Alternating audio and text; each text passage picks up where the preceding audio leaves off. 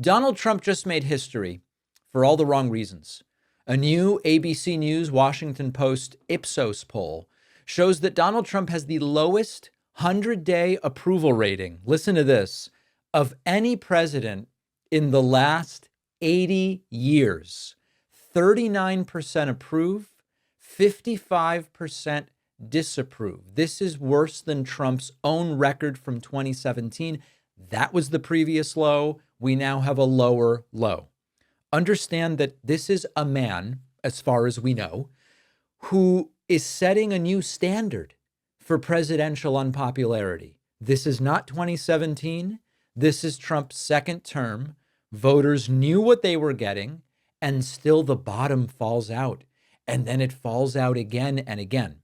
Now, historically, the way it works is presidents sort of get a honeymoon period. Even unpopular presidents usually get a bump early on. But even after defeating Kamala Harris, returning to power, Trump has managed to create more economic anxiety and more legal chaos and more distrust than before. And these are brutal numbers. 73% say the economy is in bad shape. 72% believe Trump's economic policies are likely to cause a recession.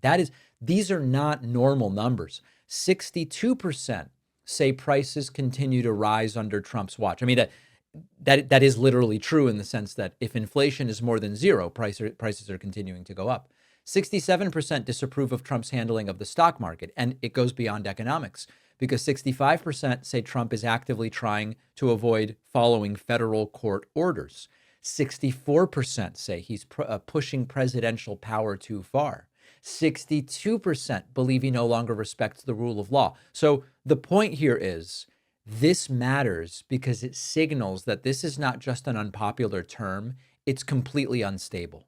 The economic pain that people fear is materializing. The authoritarian tendencies that we've been warning about are happening and they're accelerating.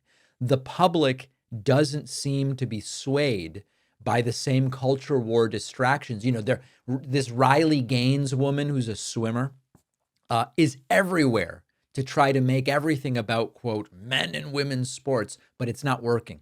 It's not working because even among Donald Trump's strongest support groups, non-college educated white men, Republican-leaning independents, Trump's numbers are collapsing. Now, on the show tomorrow, we will look more deeply at the independents and what's going on with them. But overall, Trump tied his lowest approval rating among core voters. And despite all of this, Trump still polls ahead of Democrats in Congress when it comes to who do you trust more to solve the country's problems. Now, that is not an endorsement of Trump.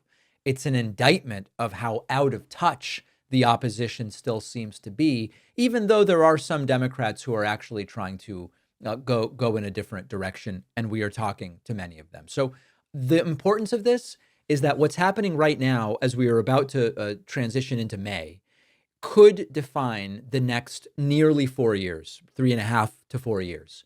Trump is not in this term with momentum. We're 100 days in and he's completely underwater. He's hemorrhaging support from key groups. He's facing a recession and staring down a country that increasingly sees him not just as incompetent, but as dangerous to the rule of law. The last time a president was this unpopular this quickly, we got a one-term presidency. Now, Trump has already defied history in the sense that he lost in 2020, but he's back in power.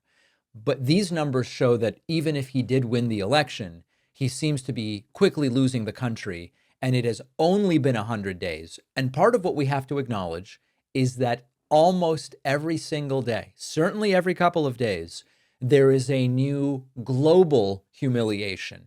Deporting U.S. citizen 2-year-old, deporting multiple kids with cancer, and now the Pope's funeral. Dear God, dear God.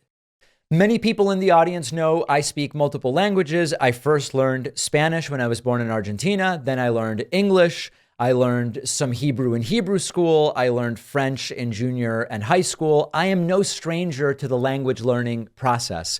And one of the most useful tools I've ever used is the app called Babbel. The way our sponsor Babbel teaches you languages truly works, and it works fast. Instead of a bunch of silly quizzes and games like a lot of the other apps, Babbel is designed by real people for real conversations. All of Babbel's tips and tools for learning a new language are approachable. They're rooted in real-life situations and conversations. Babbel's bite-sized 10-minute lessons are just perfect for me. I can do it on the go, do it during a lunch break.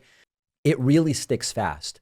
Babbel was able to help me feel ready for my recent trip to France. I'm using Babbel to brush up on Italian and German just for fun. Studies from Yale, Michigan State University, and others prove Babbel is better. One study found that using Babbel for 15 hours is like a full semester of language at college. Here's a special limited time deal for my audience. Right now, get up to 60% off your Babbel subscription, but only for my audience at babbel.com/Pacman. Rules and restrictions may apply. The link is in the description.